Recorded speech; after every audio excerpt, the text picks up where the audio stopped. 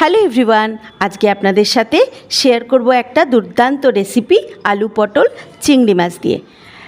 প্রথমেই আমরা ফ্রাইং প্যানে চিংড়ি মাছগুলো একটু ভেজে নেব। তারপর আলাদা করে আলু এবং পটল আলাদা আলাদা ভাজতে হবে, এতে কিন্তু টেস্টটা ভালো হয়। মশলার মধ্যে করে নিয়েছি টমেটো, আদা, রসুন, লঙ্কার একটা পেস্ট। এবার কড়াইয়ে তেল দিয়ে দিলাম 2-4 দানা চিনি আর গোটা গরম মশলা। এবার পেঁয়াজ আর লঙ্কা দিয়ে বেশ খানিকক্ষণ ভাজবো। এবার পেস্টটা দিয়ে দেবো, দিয়ে বেশ খানিকক্ষণ কষাবো। তাতে দিয়ে দেবো নুন, হলুদ, লঙ্কার গুঁড়ো, জিরের গুঁড়ো আর গরম মশলা গুঁড়ো।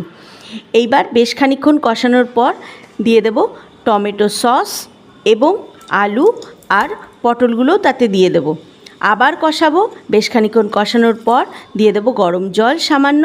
এবার চিংড়ি মাছ ওপর থেকে দিয়ে ধনেপাতা আর ঘি দিয়ে আহা হা হা সার্ভ করুন। দুর্দান্ত লাগে খেতে, একবার করেই দেখুন। আজ তবে আসি।